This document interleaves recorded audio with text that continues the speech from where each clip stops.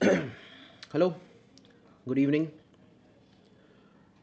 आज एक टॉपिक पे बात करते हैं जो काफ़ी मेरे दिल के भी करीब है और बहुत ज़्यादा इम्पैक्टफुल है आप सबके जीवन में। और ये एक ऐसा स्किल है जो अनफॉर्चुनेटली लोग इसको ज़्यादा इम्पोर्टेंस नहीं देते हैं, पर बहुत इम्पोर्टेंट स्किल है। सबको ये स्किल आना चाहिए और इस स्किल के ना होने की वजह से लोग बहुत अपने लाइफ में प्रॉब्लम्स में पड़ जाते हैं। आपके जीवन का जो अभी सबसे बड़ा रिग्रेट है, सबके जीवन में होता है ऐसा। बहुत ही रेयर है कि कोई बोले कि मेरे जीवन में कोई रिग्रेट नहीं है। लोगों के हर एक जीवन में रिग्रेट होता है। आपके जीवन में जो भी रिग्रेट है इस वक्त, वो आपने, it can be traced back. उसका जो रूट होगा ना, वो कोई ना कोई डिसीजन आपने ऐसा लिया था जिसके वजह से आपको वो रिग्रेट हो रहा है। इसका जो रूट कॉज है, एक डिसीजन था जो आपने लिया था। वो शायद 1 महीने पहले वो डिसीजन लिया हो, 3 महीने, 6 महीने, साल भर पहले, 5 साल, 10 साल पहले हो सकता है आपने कोई डिसीजन लिया हो जिसका आज भी आपको पछतावा होता होगा। और वो डिसीजन गलत हो गया आपका, या जैसा सोचा था वैसा नहीं हुआ, और उस वजह से आपको ये रिग्रेट हो रहा है। तो डिसीजन टेकिंग स्किल इंसान के जीवन का सबसे बड़ा स्किल है मेरे ख्याल से, क्योंकि आप जितने भी लोग देखोगे दुनिया में जो ज़्यादा अचीव नहीं कर पाए हैं, इंटेलिजेंट थे, स्मार्ट थे, हार्ड वर्किंग थे, फिर भी ज़्यादा अचीव नहीं कर पाए हैं, उसका एक ही कारण है कि उन्होंने जीवन में गलत डिसीजंस ले लिए, या फिर उनको डिसीजंस लेने नहीं आते थे। दे वर स्मार्ट, आईक्यू अच्छा था, सब कुछ अच्छा था, इंटेलिजेंट थे। ऐसा आप कोई नहीं बोल सकता कि ये इंटेलिजेंट नहीं थे, कामचोर थे, या कोई और इनमें ख़राबी थी। ऐसा कुछ नहीं था। पर उनके जीवन के कुछ डिसीजंस गलत हो गए, जिसकी वजह से वो जहाँ तक अचीव करना कर सकते थे, जितना उनका पोटेंशियल था, वो उस पोटेंशियल को नहीं पा सके। It's all because of some decisions which did not go the right way. तो इस वीडियो का जो टॉपिक मैंने, आपने देखा होगा, एक लाइन में मैंने लिखा है कि डोंट फॉलो योर हार्ट। अक्सर आप लोगों को सुनते हुए, आप कहते हुए आप सुनोगे, जब लोग कहते हैं कि you should follow your heart और आई फॉलो माई हार्ट, तो इसका क्या मतलब होता है? हार्ट को फॉलो करना चाहिए कि नहीं करना चाहिए? हार्ट को फॉलो करना भी चाहिए और नहीं भी करना चाहिए, डिपेंड करता है। मैं आपको कुछ तरीके बताऊंगा इस वीडियो में। पूरा बेसिकली मैं आपको 4 तरीके बताऊंगा जिससे आपकी decision taking abilities, I hope, काफ़ी ज़्यादा इम्प्रूव हो जाएंगी पहले के मुकाबले। तो पहला है कि what about your heart, follow your heart और डोंट फॉलो योर हार्ट। देखो, जब हम कहते हैं ना कि फॉलो योर हार्ट, इसका मतलब ये होता है, असली मतलब ये होता है कि जो आपका नेचर है, जो आपका खुद का पर्सनालिटी है, जो आपका नेचुरल एप्टीट्यूड है, आपको उसको फॉलो करना है। भगवान ने आपको बनाया है, maybe as an artist, आप अच्छा आर्टिस्ट बन सकते हो और आप घुसे पड़े हो मैथमेटिक्स में, या फिर आप एक अच्छा साइंटिफिक रिसर्चर बन सकते हो, आप घुसे पड़े हो सिविल सर्विसेज में। तो ये जो मिसमैच होता है, ये इट्स अ बिग प्रॉब्लम। मगर जब आदमी बोलता है ना कि मेरे को इंजीनियरिंग नहीं करना है, मुझे लिटरेचर में जाना है, या मुझे जो मेरा नेचर है, जो मेरा स्वभाव है, उसको फॉलो करना है, उसको बोला जाता है फॉलोइंग योर हार्ट। लोग क्या करते हैं, लोग सोचते हैं कि अपने जो इमोशंस हैं उसको फॉलो करना, उसको बोलते हैं following your heart. That is not following your heart. अभी आपके साथ या किसी के साथ कोई एक्सटर्नल घटना घटी, कुछ हुआ बाहर, अब आप उसको कैसे देख रहे हो, आपके अंदर से कैसे इमोशंस आ रहे हैं उसको देख के, that is an emotional reaction. ठीक है? उसका हर व्यक्ति का अलग हो सकता है। Some people might be moved by it, some people might be indifferent, कि उनको ज़्यादा फर्क नहीं पड़ता। आप जो डिसीजंस उन इमोशंस के बेसिस पे लेते हो, that is not following your heart. मैं बार बार यूपीएससी का एग्जाम्पल क्यों लेता हूँ? क्योंकि मैं उस फील्ड से आया हूँ, मैंने बहुत सारे स्टूडेंट्स को पढ़ाया है, आज भी पढ़ाता हूँ। तो मैं इसीलिए इन लोगों का एग्जाम्पल इसलिए लेता हूँ क्योंकि बहुत सारे स्टूडेंट्स मैंने देखे हैं। उनकी इंटेलिजेंस पे कोई मैं बात नहीं करूँगा, पर उनकी जो नीयत है, उनकी जो reason why they joined this field और why they got attracted to this field, मैं उस पर बात ज़रूर कर सकता हूँ। काफ़ी सारे एस्पिरेंट्स आ जाते हैं तैयारी करने जज्बाती होकर। इमोशनल डिसीजन था उनका, मे बी उनका जो पार्टनर था वो छोड़ के चला गया, गर्लफ्रेंड या बॉयफ्रेंड छोड़ के चला गया, उसको प्रूफ करना है, उसको दिखाना है। ऐसे बहुत सारे मैंने देखे हैं, आ जाते हैं, आईएएस बनना है।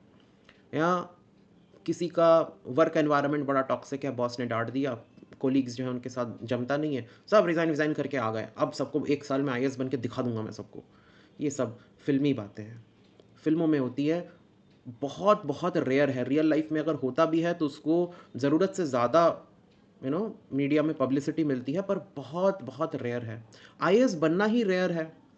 आपके सर पे बिजली गिरने की जो प्रोबेबिलिटी है, उससे भी कम प्रोबेबिलिटी होती है एक इंसान के आईएएस बनने की। बिजली गिरने की प्रोबेबिलिटी आई थिंक इंडिया में 7,500 में से 1 होता है। आईएएस बनने की प्रोबेबिलिटी 10,000 में से 1 होता है। तो it's almost like a gamble, it's almost like a lottery. लोग आ जाते हैं जज़्बाती होके बिना कोई एनालिसिस किए, बिना कुछ सोचे-समझे। आप ये देखो, चलो वो बात हम बाद में करते हैं। नेचर को फ़ॉलो करना, मैंने जो अभी बोला थोड़ी देर पहले, काफ़ी सारे लोग होते हैं जो अ, जो कि इंट्रोवर्ट हैं।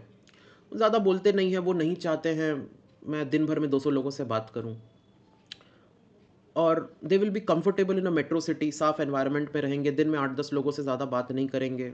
जो कुछ चुनिंदा पार्टीज़ होंगी उन्हीं से बात करेंगे। Ideally they should have been IRS.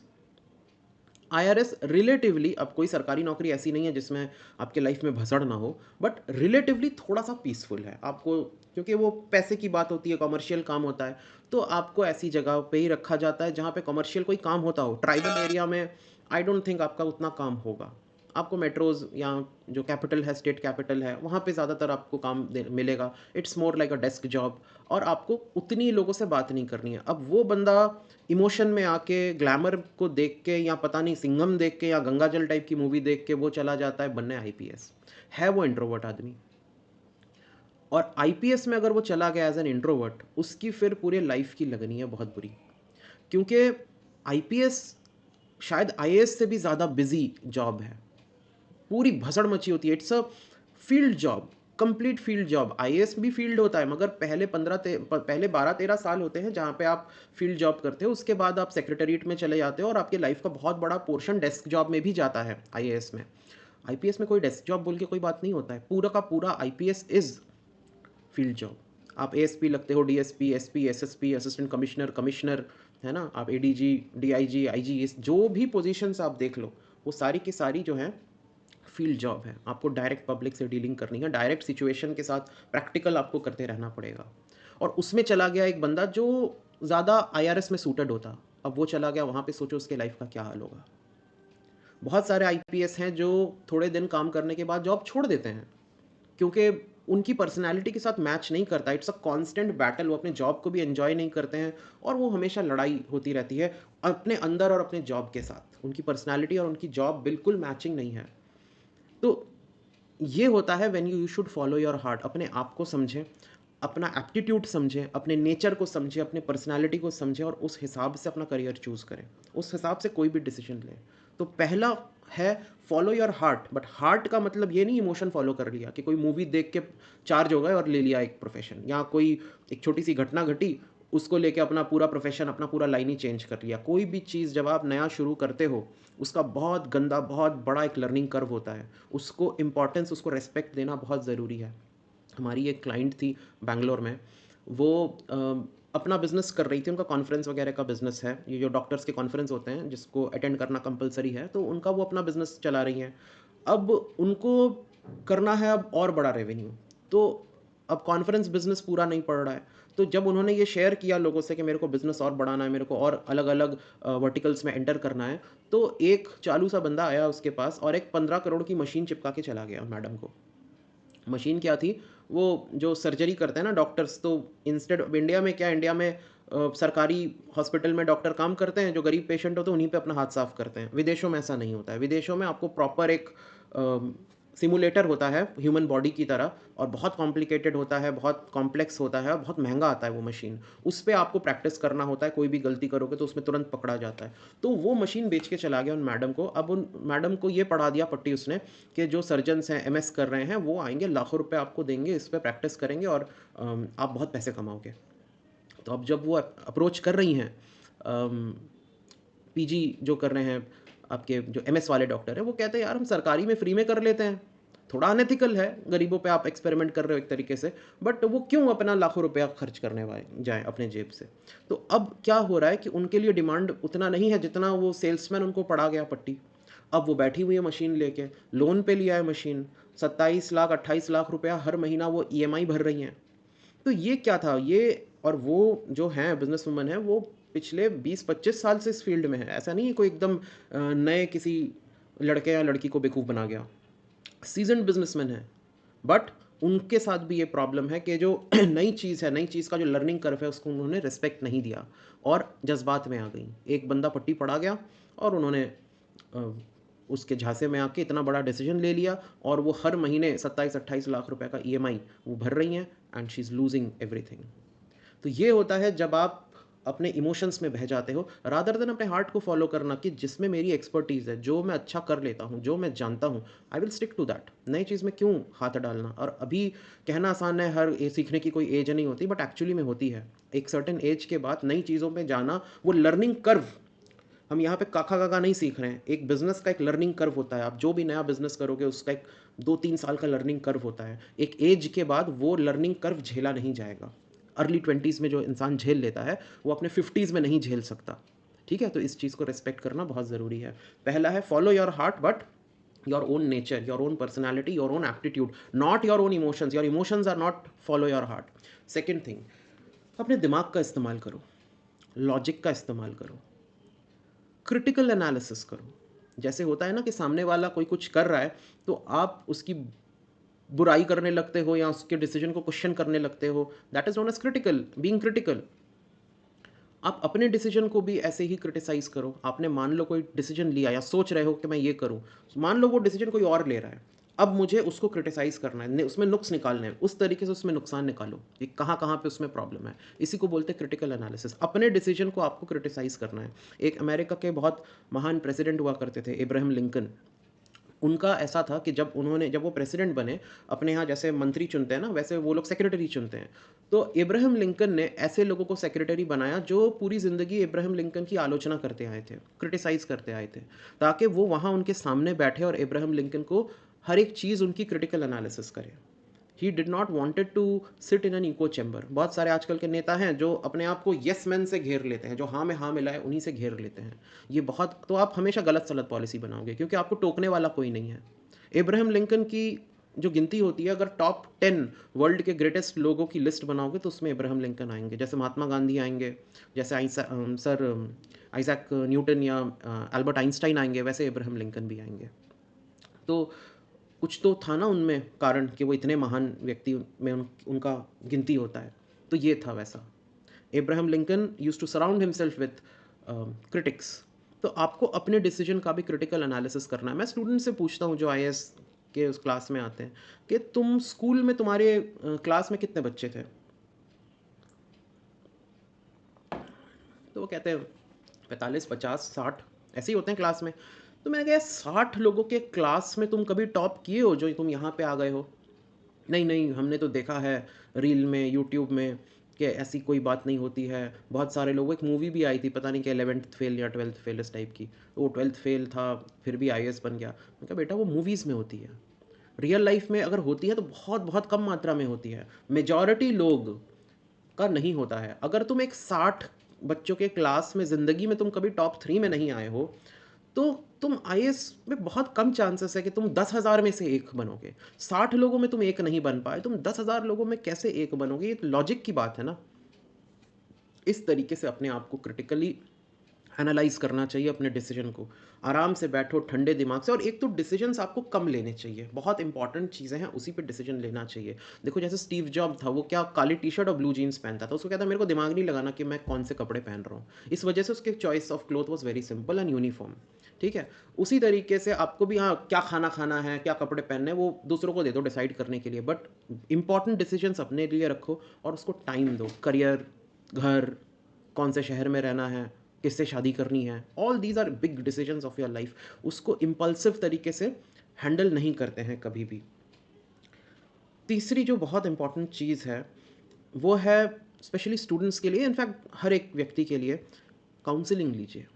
Counselling मतलब ये नहीं है कि आप किसी प्रोफेशनल काउंसलर के पास जा रहे हो अपॉइंटमेंट लेके और काउंसलिंग ले रहे हो, वो मैं बात नहीं कर रहा हूँ। काउंसलिंग लेने का मतलब ये है कोई बड़ा, कोई बुजुर्ग, कोई सीनियर, कोई बॉस जो आपका वेल विशर हो और एडिक्वेट नॉलेज वाला हो और वाइज हो, विजडम हो उसको। इंटेलिजेंट की बात नहीं कर रहा, वाइज हो, बहुत एजुकेटेड या डिग्री होल्डर भी नहीं बोल रहा हूँ मैं, वाइज।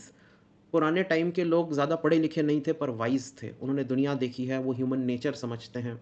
उनको बेवकूफ़ बनाना उतना आसान नहीं होता है। हाँ, वो इंटरनेट वो स्कैम से बेवकूफ़ बना देते हैं, बट फेस टू फेस बनाना बहुत मुश्किल है, क्योंकि उन्होंने इतनी दुनिया देखी है, इतने पैटर्न्स रिपीट होते हैं ना, उन्होंने इतने पैटर्न्स देखे हैं, तो उनको सामने ही पता चल जाता है। जब वो पहला कोई खेला करता है, उसी में पता चल जाता है कि ये खेल खेलने वाला है। ठीक है? तो आप इन लोगों से बात कीजिए। मेरा पर्सनली ये मानना है कि पेरेंट्स से भी अच्छे अगर कोई काउंसलर होते हैं, लाइफ की बात जनरल में बात कर रहा हूँ कि जनरल लाइफ के बारे में अगर आपको किसी से पूछना है तो grandparents are better counsellors. Parents का क्या होता है, वो बहुत ज़्यादा अपने बच्चों से अटैच्ड होते हैं, स्पेशली हमारे यहाँ बंगालीज में ज़्यादातर बच्चे जो होते हैं वो सिंगल चाइल्ड होते हैं, and parents are just blindly they love their kids. तो पेरेंट्स का थोड़ा-सा एक इश्यू है, वो उतना क्रिटिकल एनालिसिस नहीं कर पाएँगे। बट ग्रैंड पेरेंट्स जो होते हैं, वो थोड़ा-सा डिस्टेंस बना के चलते हैं, अंधा प्यार नहीं करते हैं, but they love you enough to guide you. अपना विज़डम वो शेयर करते हैं। ज़ाहिर-सी बात है, पेरेंट्स से वो 30 साल बड़े हैं अगर, ज़्यादा दुनिया देखी है, ज़्यादा लोगों से मिले हैं, ज़्यादा पैटर्न्स उन्होंने देखे हैं, they can be very, very good guide to you. बहुत अच्छा वो गाइड करेंगे और बहुत अच्छा आपको काउंसल वो करेंगे। प्लस घर में भी अगर कोई हो बड़ा बुजुर्ग, जो पेरेंट्स भी करते हैं, ऐसी बात नहीं है, जो बहुत वाइज पेरेंट्स हैं, पढ़े लिखे हैं, या फिर दुनिया जिन्होंने देखी है, दे आर एक्स्ट्रॉर्डनरीली स्मार्ट, ज़्यादा जज्बाती नहीं हैं। ये बहुत बड़ी प्रॉब्लम है। कुछ लोग हैं, मदर्स स्पेशली, वो बहुत जज्बाती होती हैं बच्चों को लेके। ज़्यादा जज्बाती ना हो तो पेरेंट्स भी करते हैं, बट घर में कोई और भी हो, आपका वेल विशर हो। ये नहीं कि चाचा से पूछ लिया और चाचा की और पापा की लड़ाई चल रही है प्रॉपर्टी की, और आप उस चाचा के पास चले गए, फिर तो प्रॉब्लम है। वैसा नहीं, सबके टर्म्स अच्छे हैं, आप उन लोगों से आप पूछ सकते हैं। कोई ऑफिस का सीनियर है, बॉस है, हु लाइक्स यू, जिसको आपका काम पसंद है और आपका ट्रूली आपका वेल विशर है, आप बात कर सकते हो मौका देख के, समझ के साथ, कि किससे बात की जाए और किससे नहीं की जाए। हर किसी के पास नहीं जाया जाता, इतनी समझ आप में होनी चाहिए। फिर जैसे मेरे ये आईएएस के फील्ड में कैसा है कि जो कोचिंग का मालिक है ना, उसी के पास बच्चे पहुँच जाते हैं कि सर आईएएस की तैयारी करें ना करें, या ये कैसे करें? अरे वो उसका धंधा है, वो तो बोलेगा ही तुमको कि आईएएस की तैयारी करो। आप एक नाई के पास जाओ और बोलो बाल बढ़ गए हैं क्या? वो बोलेगा हाँ भैया बढ़ गए हैं, बाल कटवा लो। भले ही 3 दिन पहले तुमने बाल कटवाया हो, वो उसका धंधा है। तो आप ऐसे किसी व्यक्ति से पूछोगे ही क्यों जिसका वेस्टेड इंटरेस्ट है, जिसका उस चीज़ में इंटरेस्ट है। आपकी गलती है ना, ये तो कॉमन सेंस की कमी है आप में, अगर आप एक ऐसे व्यक्ति के पास चले जाते हो जिसका खुद का फ़ायदा जुड़ा हुआ है उससे। उसके पास कभी नहीं जाया जाता। आप ऐसे लोगों के पास जाओ जिन्होंने इन चीज़ों को झेला है, जो आपको रोज़ी पिक्चर ही ना दिखाएँ, बैलेंस्ड एक आपको ओपिनियन दें, and they have enough experience to, कि उनके पास इतना एक्सपीरियंस है कि वो एक अथॉरिटी की तरह आपको उनकी बात में कोई वज़न है, they are an authority in that field, तो इतना उसमें होना चाहिए। तो काउंसलिंग आप ज़रूर लें। अगर नॉर्मल जीवन की बात है तो ग्रैंड पेरेंट्स के पास जाएँ। अमूमन वो इतने वाइज़ होते हैं और उनको ज़्यादा वो इतने इमोशनली अटैच्ड नहीं होते हैं, वो आँखों में पट्टी नहीं पड़ी होती, उनके पेरेंट्स का काफ़ी होता है। तो ग्रैंड पेरेंट्स के पास जाएँ, बाकी अगर सीनियर घर में कोई है उनके पास जाएँ, बॉसेस हैं, सीनियर्स हैं काम की जगह पे, मौका देख के, समय देख के, इंसान को देख के आप जाएँ, और ऐसे किसी के पास ना जाएँ जिनका वेस्टेड इंटरेस्ट हो। ये था तीसरा चीज़।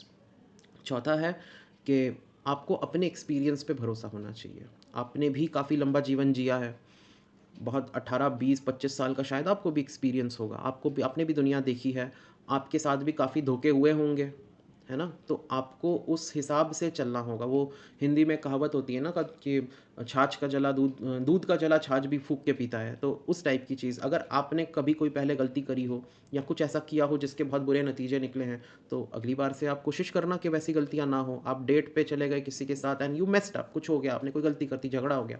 नेक्स्ट टाइम जब आप जाएँगे तो कोशिश कीजिए वो चीज़ें रिपीट ना हो। या अगर आपको किसी ने ठग लिया है, कोई पैटर्न आपको याद है कि ये चीज़ें हुई थी, उसके बाद ऐसा हुआ था। The moment those patterns showing up, आप पहले से सतर्क हो जाओगे कि ये बम फूटने वाला है। ठीक है? तो इस तरीके से आपका खुद का भी एक्सपीरियंस होगा, उस पे भी विश्वास रखो और उस पे भी आप ऐसा अ, उसके बेसिस पे आप डिसीज़न लो। आपने पहले कोई डिसीज़न लिया था जो बहुत गलत चला गया, कुछ हो गया, आप अगली बार से डरोगे।